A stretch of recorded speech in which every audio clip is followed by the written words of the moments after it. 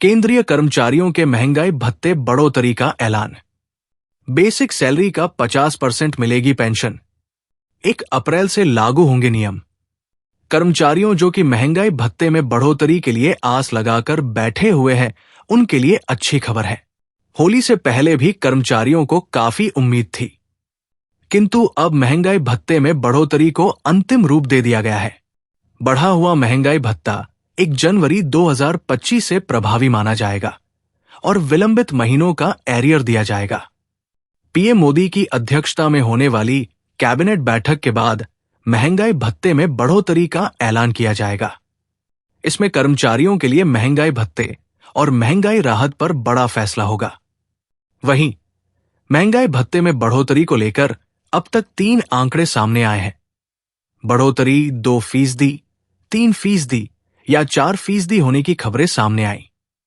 महंगाई भत्ते में कितनी होगी बढ़ोतरी? कर्मचारियों के महंगाई भत्ते में बढ़ोतरी को अंतिम रूप दे दिया गया है। All India consumer price index के आंकड़ों ने इसे अंतिम रूप दिया है। दिसंबर के आंकड़ों में महंगाई में कमी जरूर आई है, लेकिन ये महंगाई भत्ते में 3% बढ़ोतरी के लिए काफी है। महंगाई दर 55.99% पर पहुंच गई है।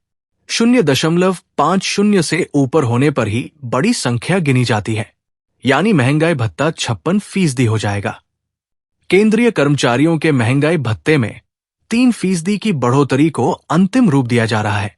इससे केंद्रीय कर्मचारियों की न्यूनतम बेसिक सैलरी में भारी उछाल आएगा। अगर किसी कर्मचारी की न्यूनतम बेसिक सैलरी 18,000 रुपए है, तो हर महीने 3% की बढ़ोतरी के साथ उसकी सैलरी में 540 रुपए प्रति महीने की बढ़ोतरी होगी। वहीं सालाना बढ़ोतरी 6,480 रुपए होगी। साल में 2 बार होता है संशोधन।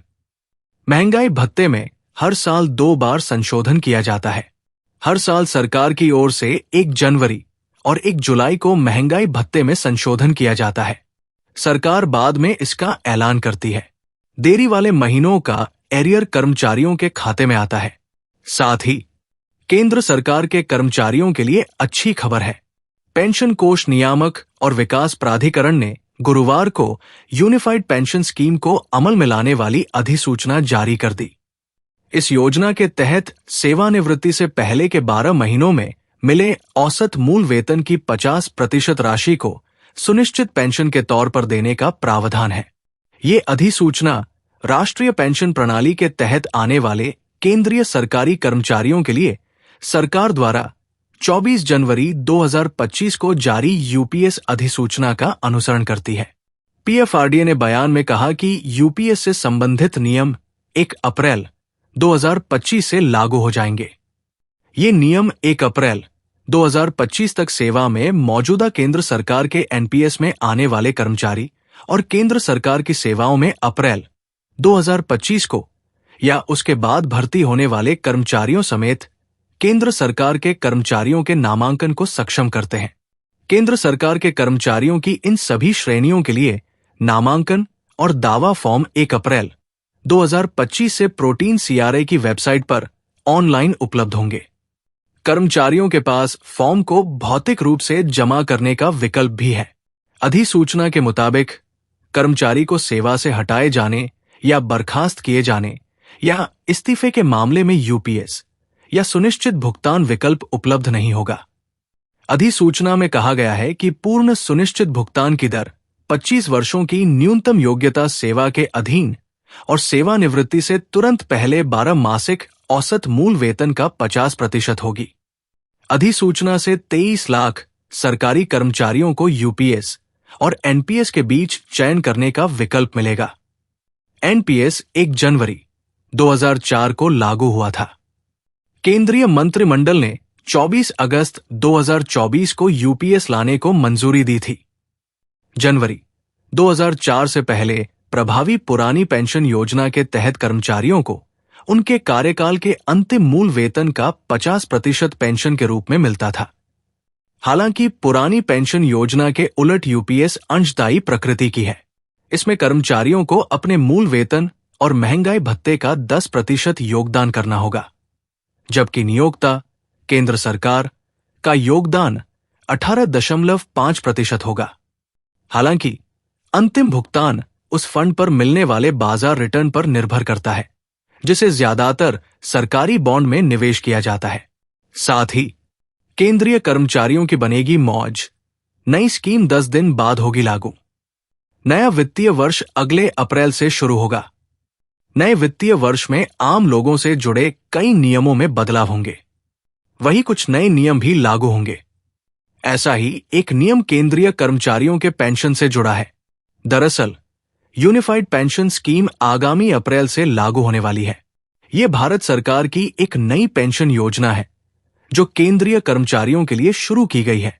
अगस्त 2024 में केंद्रीय मंत्रिमंडल ने इसे मंजूरी दी थी, जो 1 अप्रैल 2025 से लागू होगा। ये लागू होने से लगभग 23 लाख केंद्रीय कर्मचारियों को फायदा मिलेगा।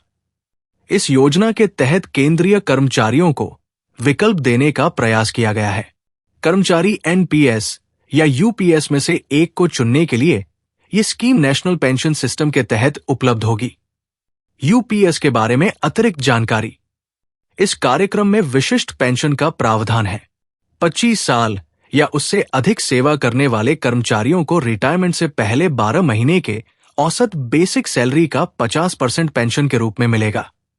10 से 20 वर्ष की सेवा करने वाले कर्मचारियों को भी सेवा अवधि के अनुपात में पेंशन मिलेगी। इसके अलावा न्यूनतम 10 साल की सेवा करने वाले कर्मचारियों को कम से कम 10,000 रुपए प्रति माह पेंशन की गारंटी दी गई है। फैमिली पेंशन की बात करें तो केंद्रीय कर्मचारी की मृत्यु होने पर उसके परिवार को कर्मचारी की पेंशन का 60% मिलेगा। कर्मचारी योजना में अपनी बेसिक सैलरी का 10% देंगे। साथ ही सरकार का योगदान 18.5% होगा। बता दें कि सरकार एनपीएस में 14% का योगदान देगी। एनपीएस में शामिल केंद्रीय कर्मचारियों जो इसे चुनते हैं, ये योजना लागू है। साथ ही न्यूनतम पेंशन के हकदार होंगे वे कर्मचारी जो कम से कम 10 साल की सेवा की है। Pension fund regulatory and development authority की ओर से गुरुवार को यूनिफाइड पेंशन स्कीम यानी कि एकीकृत पेंशन योजना को अमल में लाने वाली अधिसूचना जारी कर दी गई है। नेशनल पेंशन स्कीम में सुधार को लेकर काफी समय से बहस चल रही थी और इसी वजह से पीएफआरडीए ने यूपीएस लाने का फैसला लिया। यूनिफाइड पेंशन स्कीम के नियम 1 अप्रैल से लागू हो जाएंगे। यूनिफाइड पेंशन स्कीम में नए कर्मचारी तो जुड़ ही सकेंगे, साथ ही मौजूदा कर्मचारियों के पास भी इसे चुनने का अधिकार होगा। 1 अप्रैल से केंद्रीय कर्मचारियों के लिए पोर्टल पर आवेदन जमा करने का प्रोसेस शुरू हो जाएगा। इस तरह से 23 लाख से अधिक केंद्रीय कर्मचारियों के पास यूनिफाइड पेंशन स्कीम या नेशनल पेंशन स्कीम में से किसी एक को चुनने का मौका होगा। एनपीएस को 1 जनवरी 2004 से लागू किया गया था, लेकिन इसके तहत निश्चित पेंशन मिलने का प्रावधान नहीं है, जिसे लेकर काफी लोगों में नाराजगी थी।